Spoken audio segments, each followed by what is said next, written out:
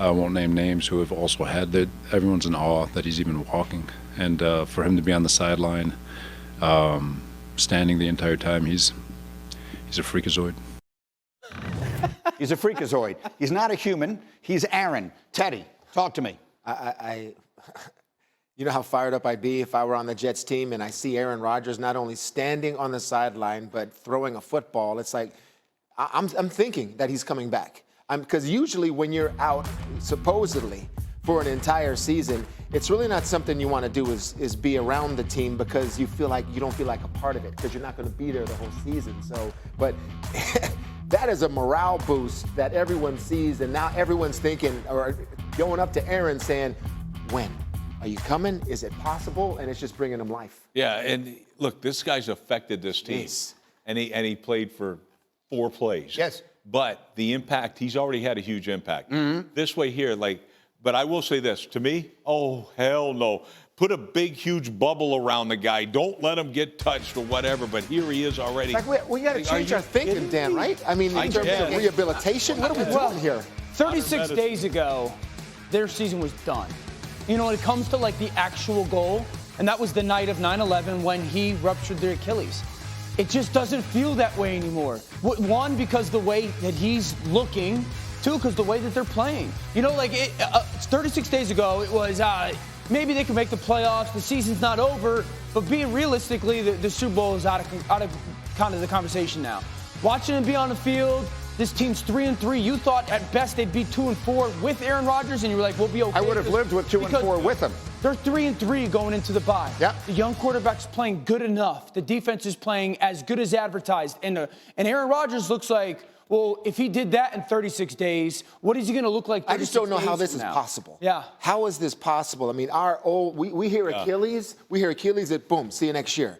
And this is just a new thinking that, I mean, Aaron, I wouldn't put it past Aaron, to try and attempt to do something like this because make people's eyes open to what is possible. I think the question for with me, modern medicine becomes, if it gets to the point where it even becomes realistically a question, how much do they push it? Because there is a risk, right? There's going to be a risk for potentially impacting next year as well. So I think that's the most interesting thing because I honestly believe right now it's going to be a question. It's going to be a conversation. And how much are they willing to push it? I want to see this young kid, forget about the Aaron Rodgers deal. I want to see this young kid get better and better and better and be almost spectacular at the end of the year. Then it won't matter. You think he could become spectacular? Well, I'm just saying he's got the tools. Yeah. I don't know if he'll get there this year. I think he's playing good. I don't, but I know he has the tools. How does that change Zach Wilson's thought process? I think he's been the best thing that ever happened to Zach Wilson. Yeah, but they're in the quarterback room. Absolutely. And he sees Aaron, and totally a month and a half. And a half. All you got to do is hold it down for a month and a half, and then maybe that just. I got to use sort of. Yeah, go ahead. And try not to do too much. Yeah. Just my job right now is to just hold it down, to your point, and just don't mess it up. And if Zach can play that way, because that was the most interesting thing, real quickly with Tedy's point, was Zach Wilson's never been a game manager. He was always the kid who rolled left on pro day and threw it back across. He was reckless. And he's morphing into a little bit of a game manager right now. And that maybe is a little bit of that Aaron Rodgers impact for the long run. Again, I'll say, D. Wood, who had that same injury, it ended his career, texted me yesterday. At this stage in his recovery, he was still in a cast.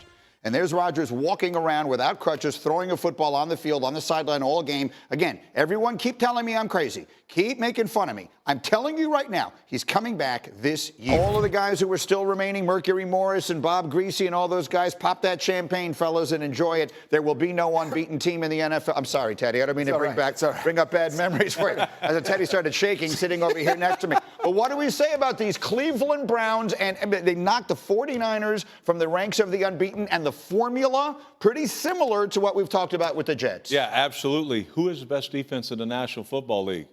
I'm going to tell you right now, it's the Cleveland Browns. The Cleveland Browns, through 5 weeks, not just yesterday, through 5 weeks, have given up the least amount of yards since 1971. By the way, 85 Bears. How about all my Jets? 52 years. Ravens. Ravens teams. No.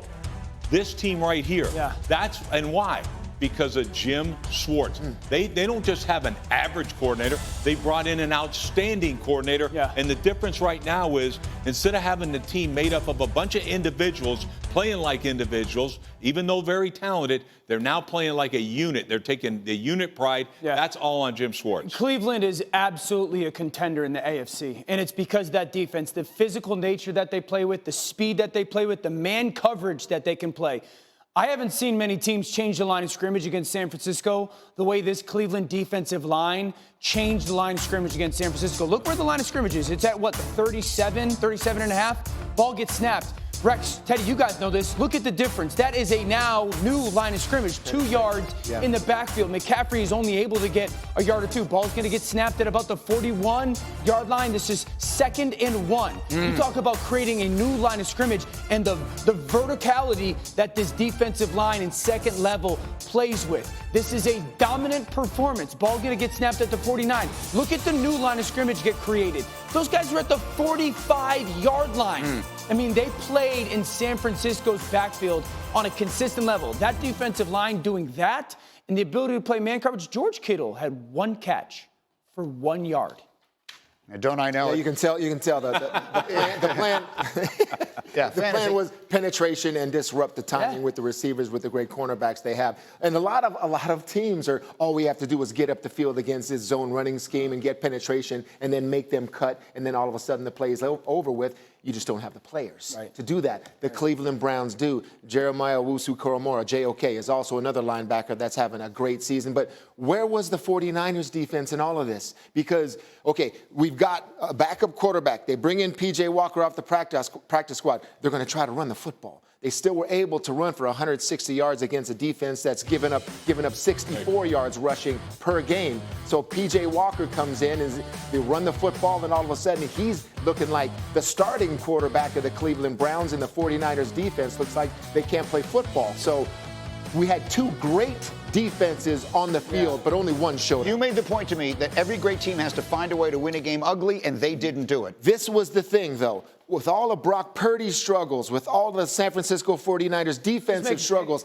in the end, Purdy still had it. The great teams that I've been on, you win ugly. I've had backup quarterbacks on our team still push us all the way to the 4th quarter. But in the end, Purdy still came to play. He got the ball driven down for a makeable field goal. 41 yards, I think it was, on the road in this slop. That's still a makeable field goal, and that's what the great teams do. They still win that game, and they just didn't finish it. It's like, start the buses, put it through the goalpost, let's get out of here, but the kicker failed. For San Francisco here, this is 2 missed field goals. They had a ton of penalties. Brock Purdy had some just close misses with Brandon. I do think the weather for a moment in this game had an impact because there were some throws that Brock Purdy missed. He dropped which the is ball. back-to-back plays. So I'm not overly concerned with San Francisco's performance. Are the 49ers, because we have no one beaten. These are those plays, real quickly, like that ball fluttering out right of his there, hand, and then I think this one slips out of his hand. I think the weather impacted a little bit of the performance for a stretch. Are they still the best team in the NFL, the 49ers, Rex? I think they are right now. But there's a team in Michigan that you better watch out for. Can we show those highlights, please? Oh, my goodness, gosh, I love it. All things considered, before I'm going to give Teddy that, all things considered, what is your number 1 takeaway from this team sucks. Like, I'm telling you, they stink. They absolutely stink. Where's the fight? Where's the energy? Where's the passion? I don't see it, dude. I don't see it. I never say that. The energy. Did you see the? Let him go. Go. Did you see the Jabril Peppers hit? That was it. Okay, that was it. Okay, it's just that was it. That's only the one thing I can point to in this game. Like, whack, right there. All right, all you people talking out there that we can't play, we're here to play. That's right. Pep hits Devontae Adams right here, and then get the interception by Tavai. That's the only life I saw. So it's there. So listen, to start the game with 2 penalties, all right, to finish the game with 3 penalties like that, that is a sign.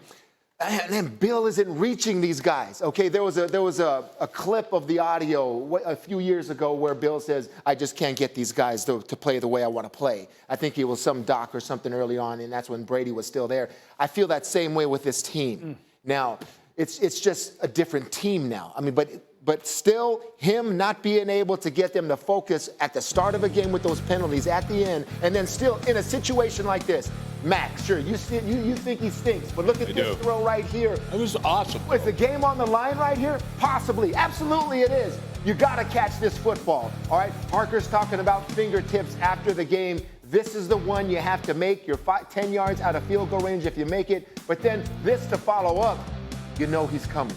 You know Crosby's coming, and Mac, the lack of awareness there. So there's the good and there's the bad on 2 consecutive plays. I'm not going to say, I can't use your words. Okay? I know. I'm not going to say that. No. But this, I mean, Belichick has to get to these guys somehow to play good football. But I think he's still getting to their defense. Listen, I can say it because I believe this team is terrible. I really do.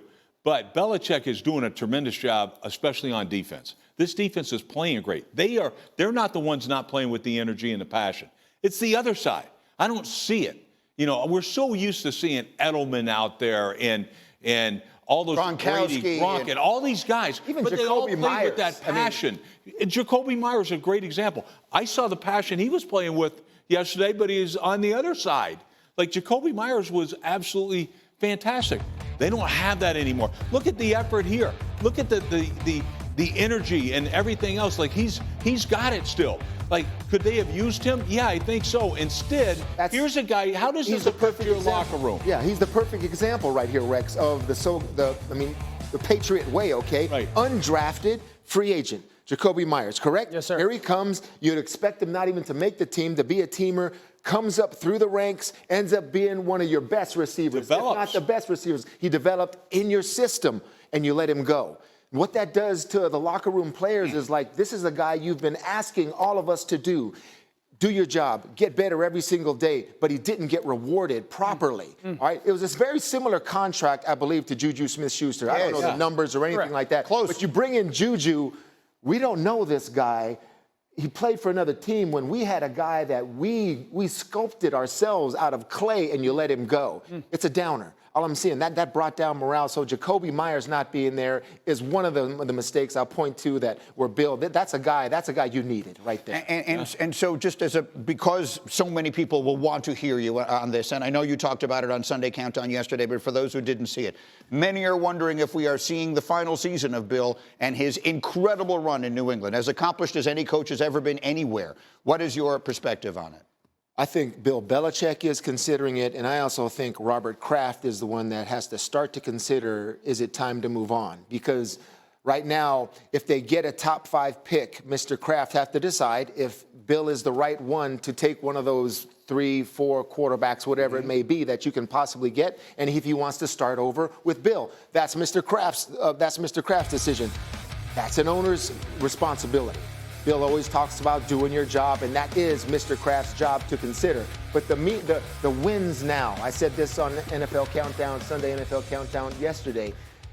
Bill, I have always known Bill to only coach for meaningful wins. Meaningful in terms of division championships, playoff wins, Super Bowls. It's shifted now. The meaningful wins are now all for him. All right, it's for the Shula mark. Isn't that over all of him right now? Yeah. All of the organization? Sure. Yes. The 18 he needs to get Shula. I mean, I think it's 8 more until all-time loss record also. So, I mean, that's what it's all about, though. That's never what I knew Bill to coach for, and to coach, like, the goal being. So is it all about Shula? Because if it is, we really got to look in the mirror and say, where are we going in the future? And that's a tough decision for Mr. Kraft. Let me just a quick word from you, if I can. Anything you want on the Patriots. That was incredibly well said. Very well said. This organization has lost its way. When you just watch the football tape, I can't speak to being in the building like Tedy did. When you watch the football, it's lost its way. This was the most detail-centric organization and team for 20 years. They don't have that anymore. The details, I would say both sides of the ball. The first play of the game, the second play of the game, the ending, the way the defense plays coverage, the details and the strain for those details that were the hallmark, that's gone.